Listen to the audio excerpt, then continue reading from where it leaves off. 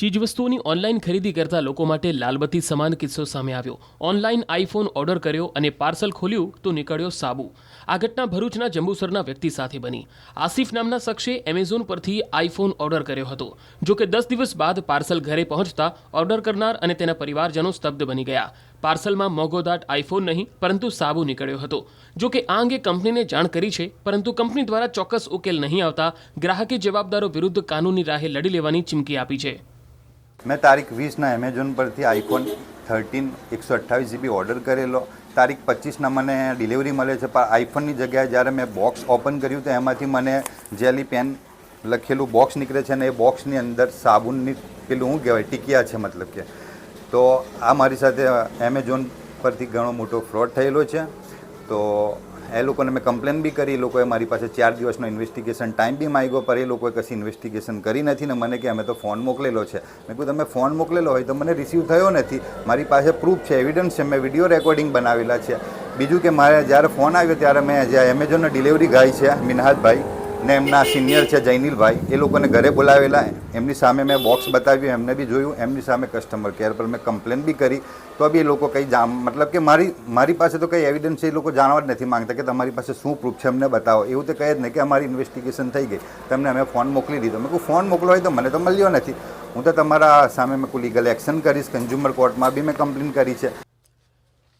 ચીજવસ્તુઓની ઓનલાઈન ખરીદી કરતા લોકો માટે લાલબત્તી સમાન કિસ્સો સામે આવ્યો। ઓનલાઈન આઈફોન ઓર્ડર કર્યો અને પાર્સલ ખોલ્યું તો નીકળ્યો સાબુ।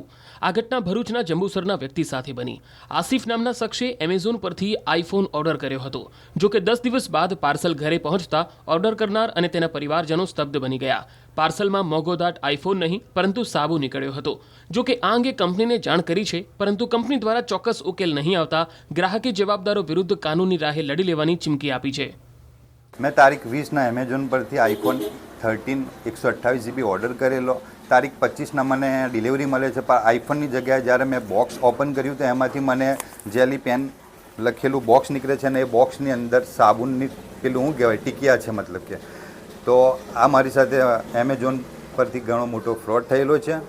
તો એ લોકોને મેં કમ્પ્લેન બી કરી। એ લોકોએ મારી પાસે 4 દિવસનો ઇન્વેસ્ટિગેશન ટાઈમ બી માંગ્યો, પર એ લોકોએ કશી ઇન્વેસ્ટિગેશન કરી નથી ને મને કે અમે તો ફોન મોકલેલો છે। મેં કીધું તમે ફોન મોકલેલો હોય તો મને રિસીવ થયો નથી, મારી પાસે પ્રૂફ છે, એવિડન્સ છે, મેં વિડીયો રેકોર્ડિંગ બનાવેલા છે। બીજું કે મારે જ્યારે ફોન આવ્યો ત્યારે મેં જે એમેઝોનના ડિલિવરી ગાય છે મિનહાજભાઈ ને એમના સિનિયર છે જૈનિલભાઈ, એ લોકોને ઘરે બોલાવેલા। એમની સામે મેં બોક્સ બતાવ્યું, એમને બી જોયું, એમની સામે કસ્ટમર કેર પર મેં કમ્પ્લેન બી કરી। તો બી એ લોકો કંઈ મતલબ કે મારી પાસે તો કંઈ એવિડન્સ છે એ લોકો જાણવા જ નથી માંગતા કે તમારી પાસે શું પ્રૂફ છે અમને બતાવો। એવું તો કહે જ નહીં કે અમારી ઇન્વેસ્ટિગેશન થઈ ગઈ, તમને અમે ફોન મોકલી દીધો। મેં કહું ફોન મોકલો હોય તો મને તો મળ્યો નથી, હું તો તમારા સામે મેં કોઈ લીગલ એક્શન કરીશ। કન્ઝ્યુમર કોર્ટમાં બી મેં કમ્પ્લેન કરી છે।